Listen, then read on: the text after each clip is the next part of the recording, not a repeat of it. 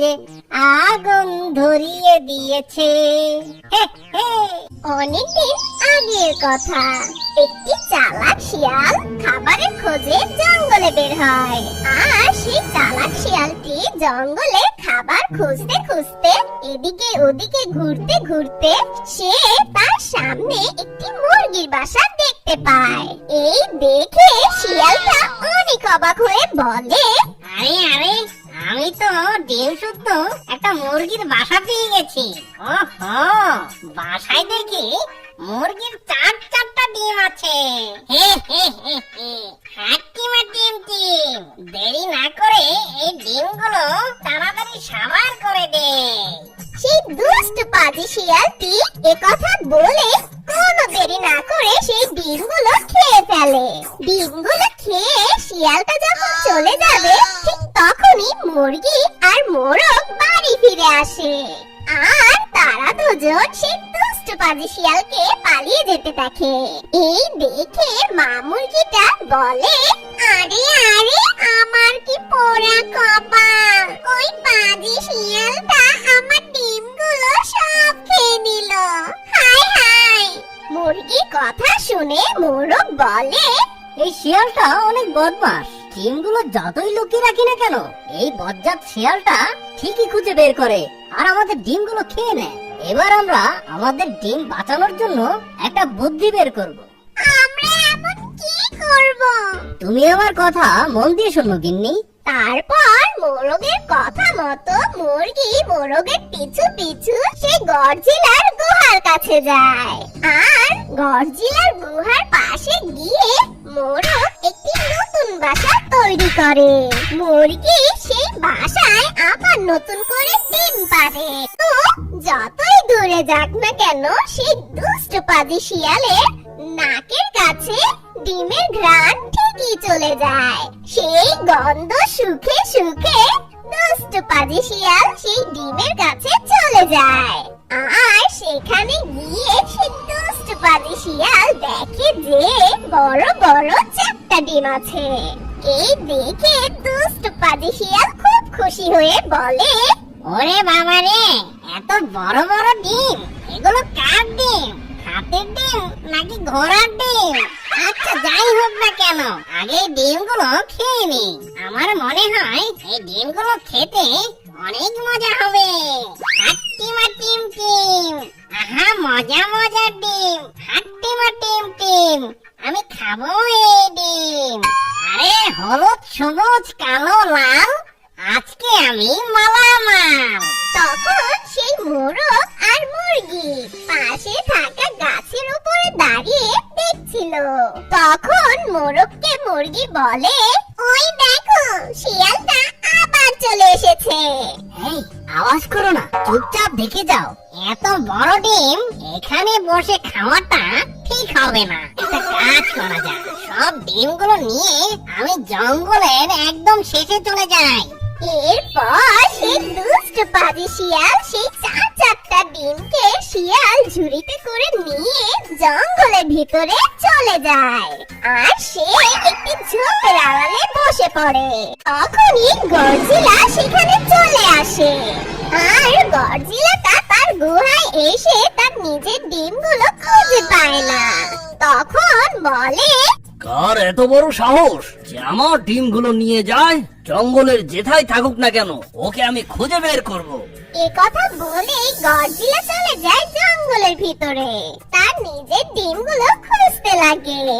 আর কিছু দূর যেতে না যেতেই গডজিলা শিয়ালের আওয়াজ শুনতে পায়। হাট্টিমা টিম টিম, আমি খাবো এই ডিম।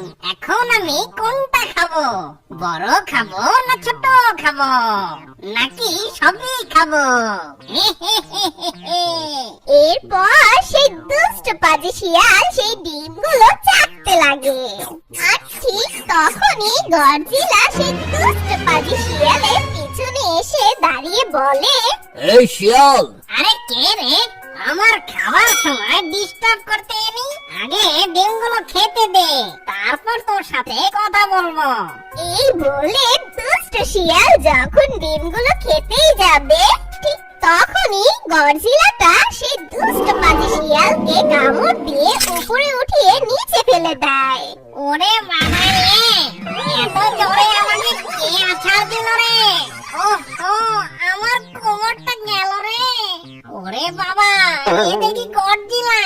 হ্যাঁ, আমি গডজিলা। তোর সাহস কি করে হলো আমার ডিম চুরি করার? ঠিক তখনই দুষ্ট পাজি শিয়াল গডজিলাকে দেখে সেখান থেকে দৌড়ে পালিয়ে যায়। তোর এত বড় সাহস! একে তো আমার ডিম চুরি করেছিস, আবার এখন পালিয়ে যাচ্ছিস। দাঁড়া, তোকে আমি মজা দেখাচ্ছি। এই বলে গডজিলাটা সে শিয়ালের পিছু পিছু যেতে লাগে। যেতে যেতে পথে সেই গডজিলা শিয়ালের লেজে আগুন ধরিয়ে দেয়। আর তখনই শিয়ালটা দাঁড়িয়ে বলে, ওরে বাবা রে, কে কোথায় আছিস? আমাকে বাঁচা, আমার লেজে আগুন লাগিয়ে দিয়েছে। এই বলে সেই দুষ্টপাজি শিয়ালটা সেখান থেকে দৌড়ে পালিয়ে যায়। আর মোরগ মুরগি সেখানে দাঁড়িয়ে দাঁড়িয়ে সবটা দেখছিল। মোরগটা তখন ছন্দে ছন্দে বলে, যেতে যেতে পথে শেয়ালের লেজে আগুন ধরিয়ে দিয়েছে। হে হে।